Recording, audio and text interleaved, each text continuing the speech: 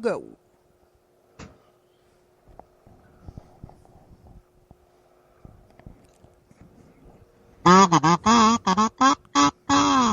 Live from wherever it's Shitty presents Wrestle Anime Head on Spreaker, featuring the 2-hour review by Zap 2 plus the Wrestling Report and whatever else we can fit in 30 minutes or more or less. And now, here are your hosts today, in the 11 o'clock hour, or whatever time you're listening to this. Trade over and run and Steve the Baxman Baxley.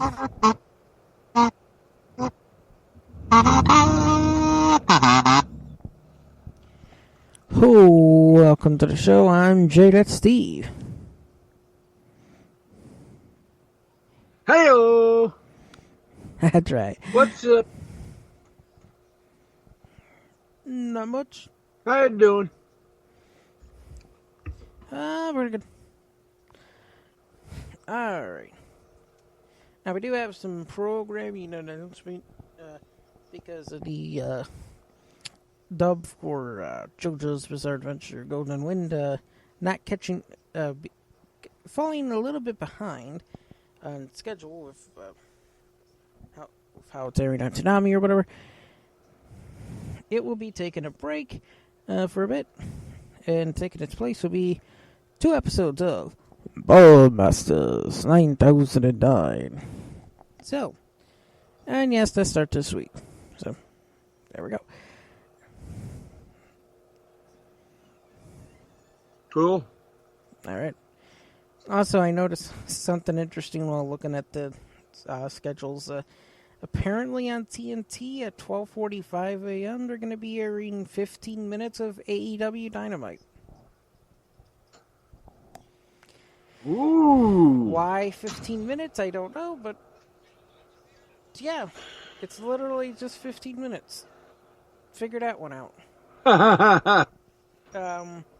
Anyways, like seriously, 12:45. Oh wait, no, 12:45 to 1:15. So nice. Okay, it's a half hour, but still, it's usually like what? An hour? The rerun they usually air.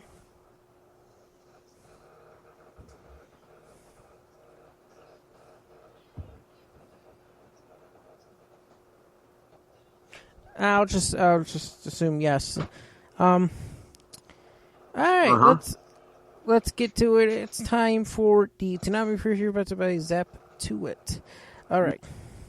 On My Hero Academia, after his encounter with Gentle Criminal and La Brava, Izuku races back to the school festival to perform in 1A's musical showcase. On Paranoia Agent, Maniwa and Ikari investigate Kosuka for the attack on Takeo, but their investigation takes a turn when Ikari realizes Kosuka is the next intended victim. On Mob Psycho 100, Mob is challenged to a one-on-one fight with Black Vinegar Middle School's shadow leader, Hanazawa Teruki, otherwise known as Teru. Mob doesn't use his powers, but Teru goes all out on him, destroying everything around him. On Black Clover, in a world full... It's an episode called Dawn. Very descriptive. On Ballmasters, a lifetime of partying takes an unexpected turn when Gaz Digsby experiences the wildest night of her superstar life. On Ballmasters, Gaz plans to backstab the Leptons in her first game as captain, but a shocking new display of teamwork might change her mind. On Naruto Shippuden, Itachi uses the ultimate Genjutsu technique to free himself from the reanimated Senjutsu. And in case you're wondering what they're wearing at 3 a.m. instead of Ballmasters, it's Gemasetsu Machu Picchu, the April Fool's Classic. And that is your Toonami review for Brought Guide. Now on to Steve for the rest of the show. Gesundheit.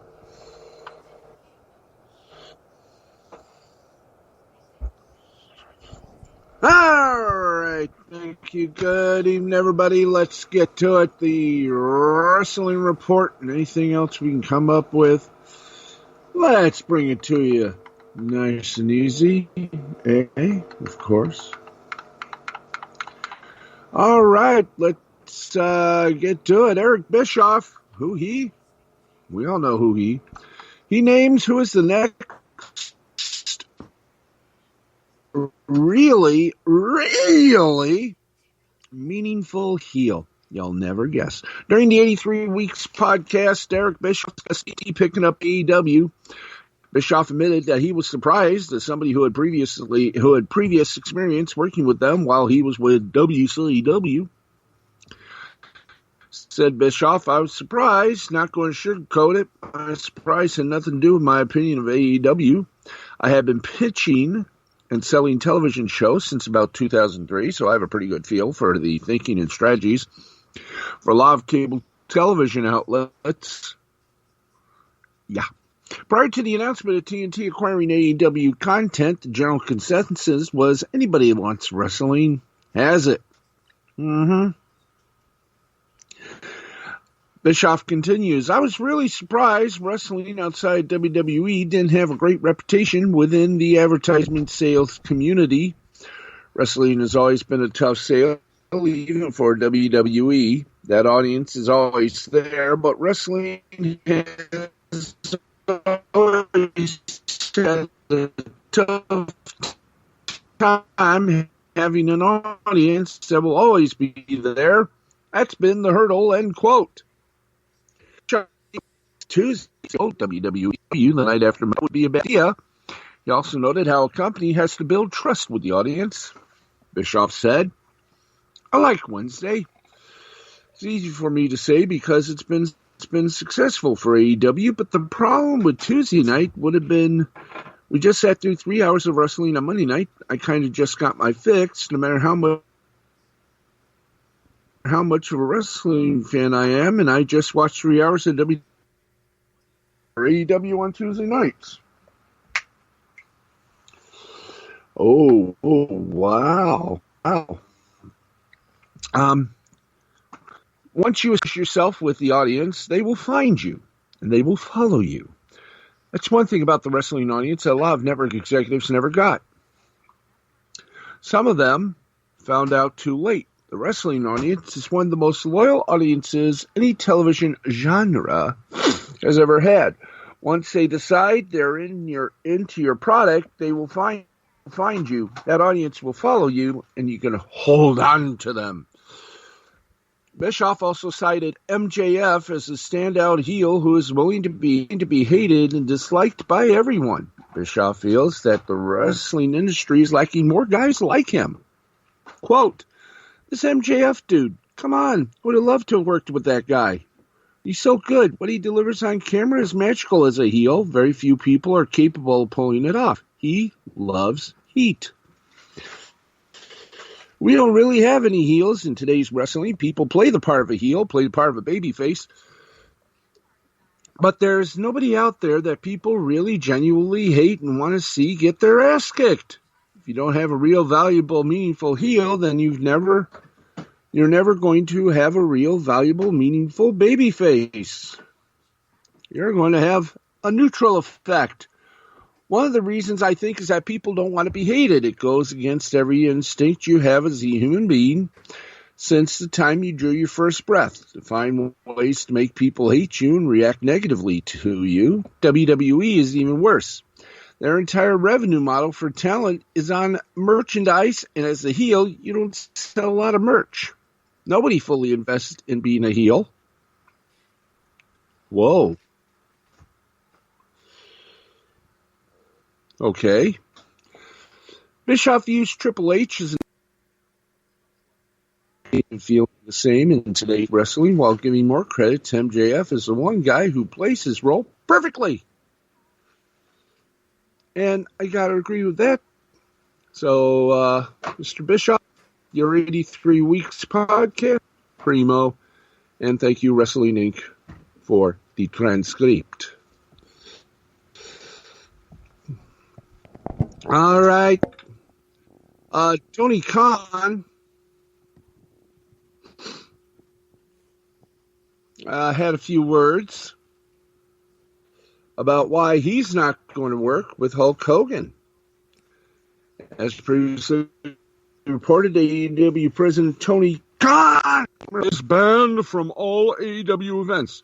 Khan was responding to Hogan's ex-wife, Linda Hogan, who had tweeted in regards to the rioting amid the positive protest over the death of George Floyd. Quote, watching the looting, it's all Afro-Americans. Not sure how robbing and stealing set the record straight, but if they want to be heard, they need to be civilized.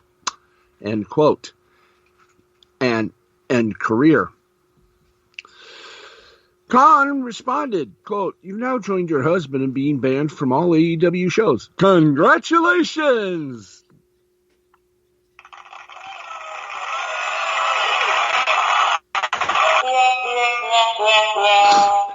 While Khan referred to Linda as Hogan's wife, they've been divorced since 2009. Linda has since deleted the tweet and is trying to find a life. Khan told the Wrestling Observer newsletter that he's been telling people long before Floyd's death that he would not use Hulk due to his racist comments recorded on tape that was leaked in 2015. Bravo. What he said in the tape long before George Floyd, I've told people I can't work with Hulk Hogan, Khan said. Hogan appeared backstage at the in 2018 and apologized for his remarks, but said that he didn't know he was being recorded at the time. Live Talent didn't accept Hogan's apology because he started his speech by warning the locker room that they might be recorded without their knowledge, making it appear that he cared more about getting caught than for atoning for his comments. Hogan later said that the wrestlers who weren't forgiving him did not, quote, understand the brotherhood of wrestling, end quote. Quote, and this is what he said. How can I look my black friends, football players, employees in the face or myself in the mirror after the things Hulk said? Well, actually, I should say this is also what Khan said. Excuse. I'll start that again. Khan stated, how can I look my black friends, football players, employees in the face or myself in the mirror after the things Hulk said and has never given an adequate apology for? He can't blame what he said on tape on the dangers of social media. Several WWE stars eventually accepted Hogan's apology after speaking with him, including Titus O'Neil and Big E, who cleared up his issues with Hulk backstage at WrestleMania 35 last year.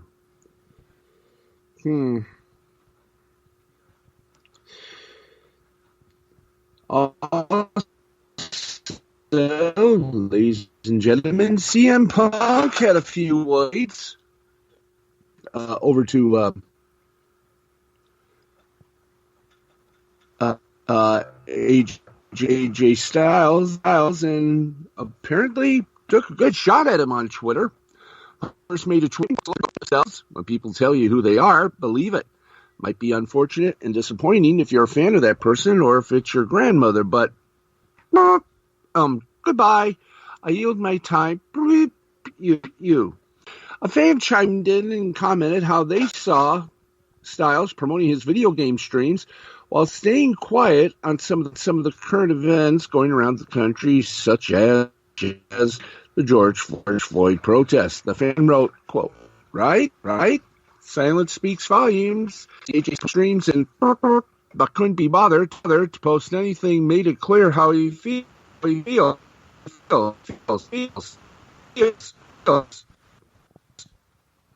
was a tough unfollow. Punk responded and said AJ's been obvious for years.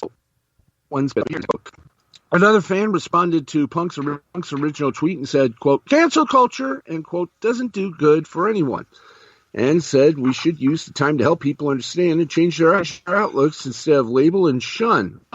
Fan responded to that, wrote, and, quote, Punk responded to that tweet on consequences and wrote, ooh, I like that. Punk also responded to the original comments on cancel culture doing no good and wrote, I agree to an extent. Some people you can't reach. Another fan. But often it's the way some people try reaching others that is ineffective. Calling them an idiot or thick makes people switch off to that. I'm all for channel. Stuff you see on social media isn't going to build bridges. Well, that's true. Punk responded, well, no, social media is a dumpster fire.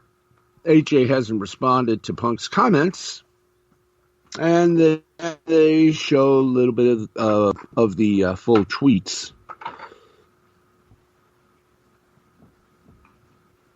that we just gave you. By the way, wrestler Toni Storm has confirmed she's dating Juice Robinson. Wow. NWA NXT UK star Toni Storm confirmed she had a relationship with New Japan Juice Robinson. Storm posted a photo on Instagram. Hello. Of Juice holding her. AEW star Brie Presley took the photo. Several wrestlers responded to the news. Peyton Royce wrote, "Nah," and Isla Dawn replied, "My heart."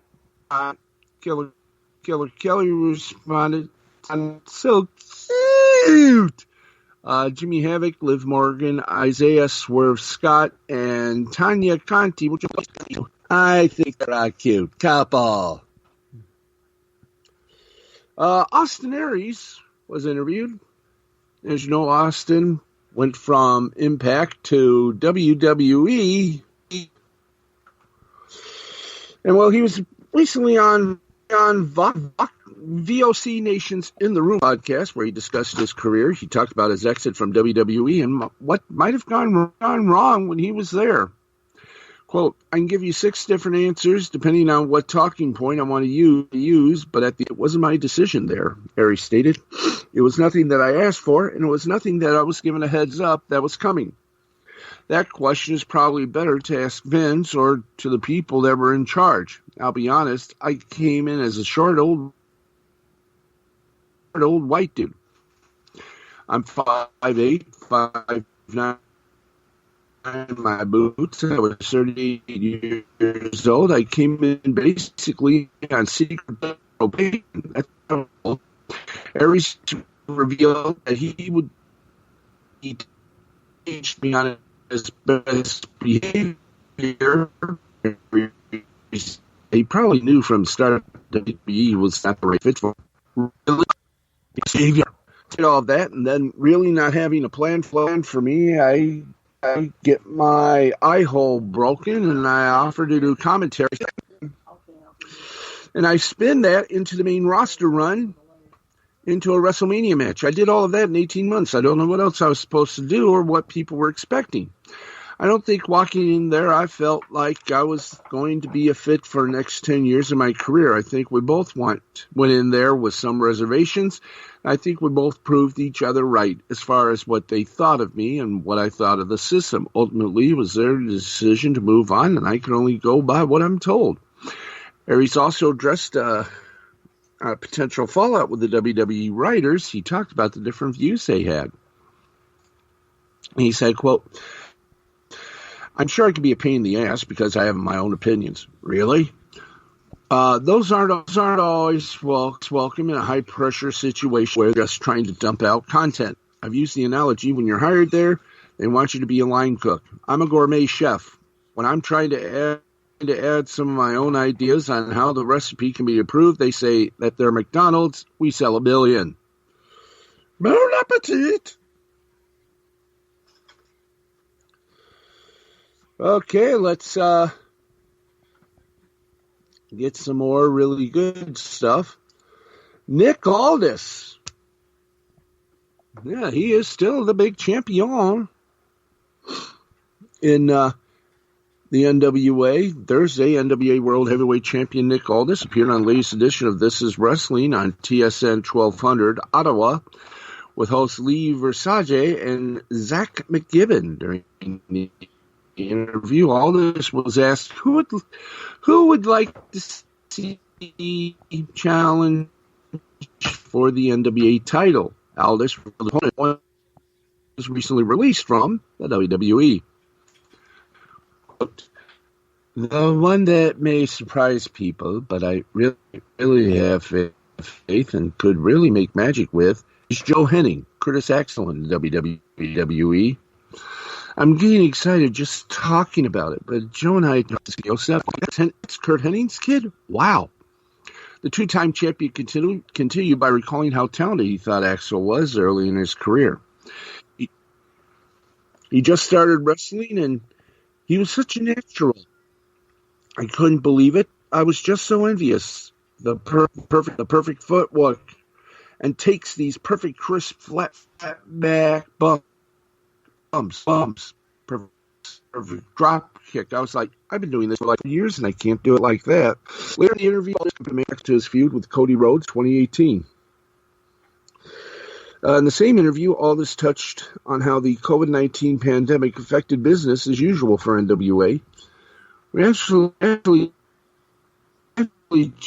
just had our best revenue month ever, so it's actually sort of interesting when you break it down. It's net. I mean, obviously, we've had months of pay-per-view and stuff where obviously the revenue is significantly more, but in terms of net, yeah, we actually had our best month ever, so it's interesting. It's continued by saying the sudden change in how NWA did business helped their bottom line. We've tried to make a negative and turn to a positive because we've now got all these other revenue streams. We have all this other content, which will hopefully allow a bit more attraction sponsors and to partners in the world. As when 1% taken away, the others become more heightened. Is cancellation of the 2020 Crockett Cup scheduled for April, resulting in the loss of over $500,000.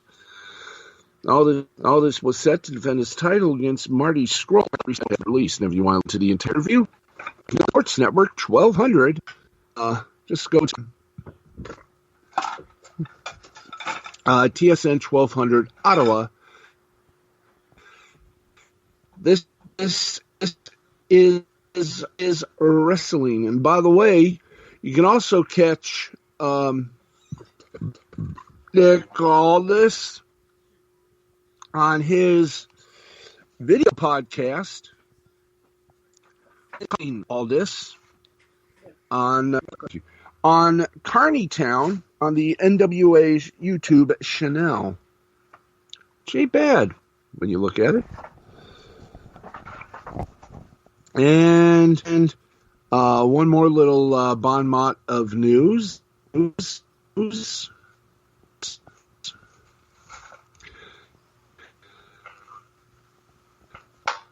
And, well, how about this?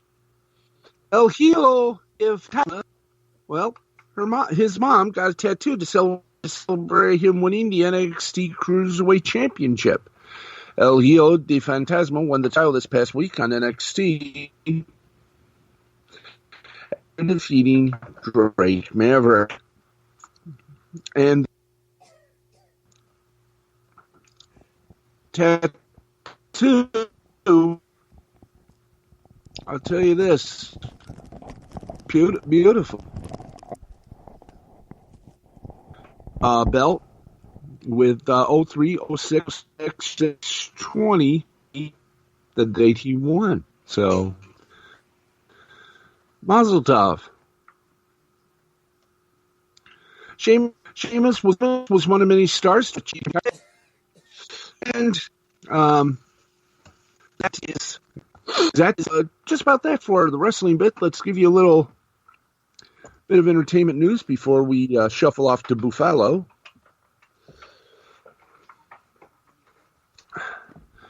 And here we go. Let's see. Michael B. Jordan tells protesters Hollywood must commit to black hiring. He spoke out against police brutality and racial injustice Saturday at a protest organized by the Big Four agencies in Century City. The actor who played an African-American killed by a police officer in the 2013 film Fruitvale Station called on Hollywood to put its words into action.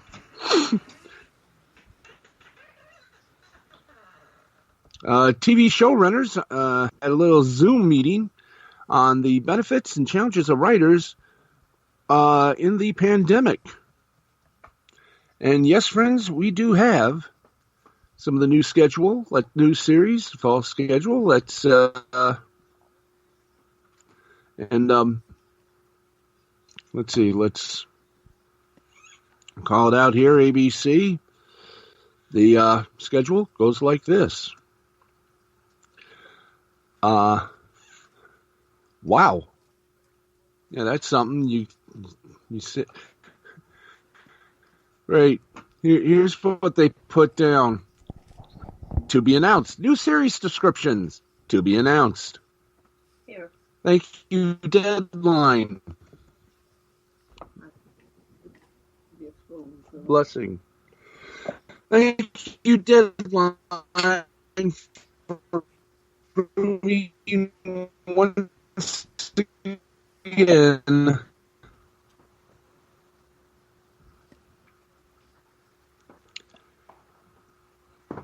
that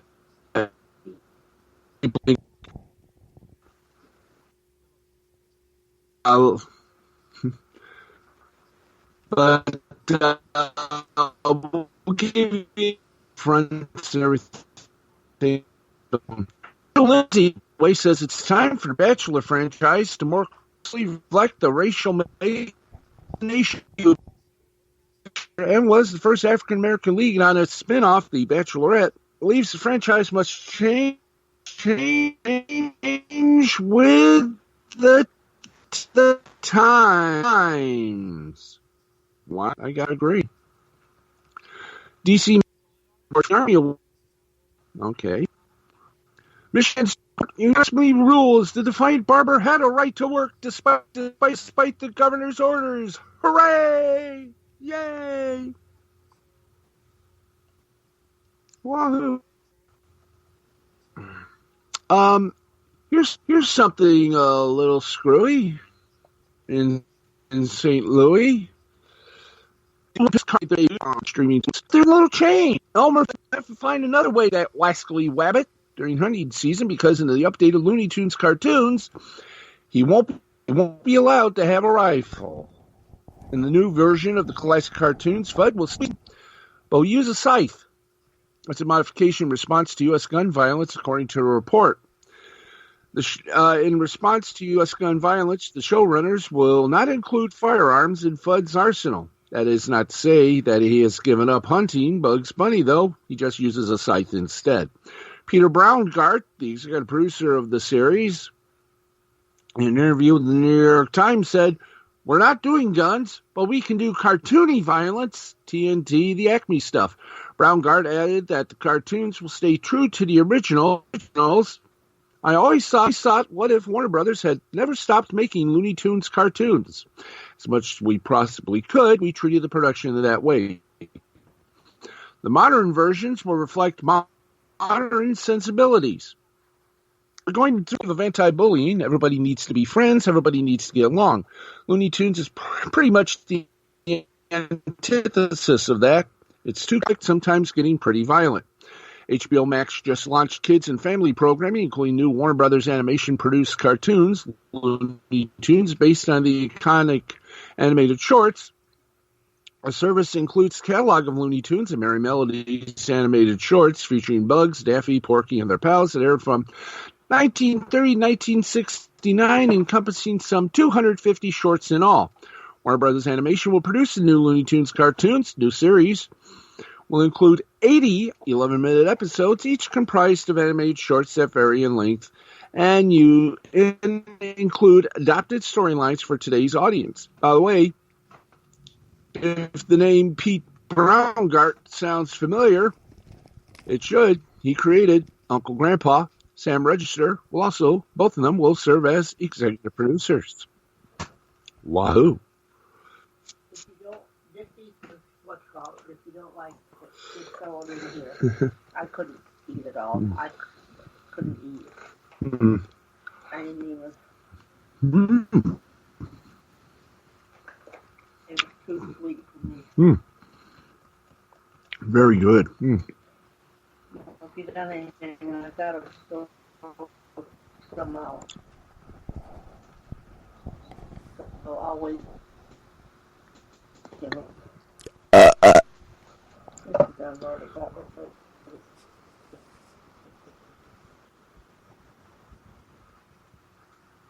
it. Okay, thank you for the cameo.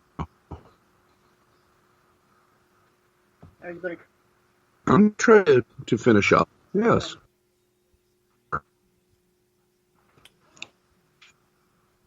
The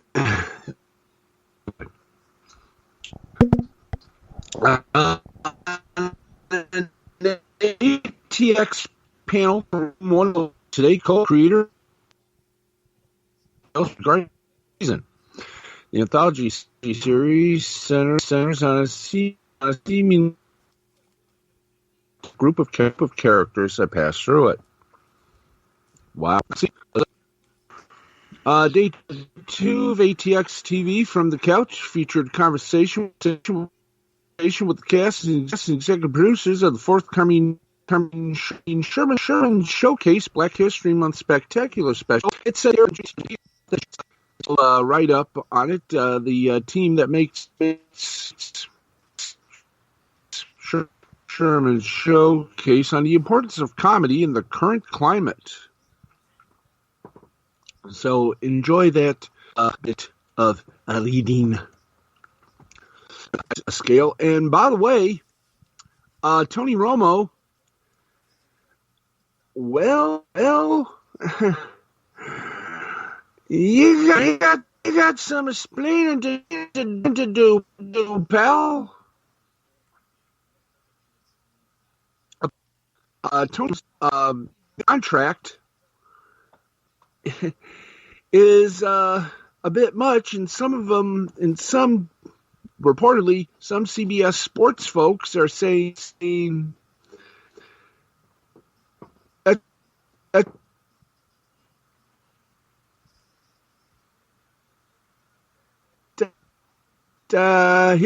his contract. Wow.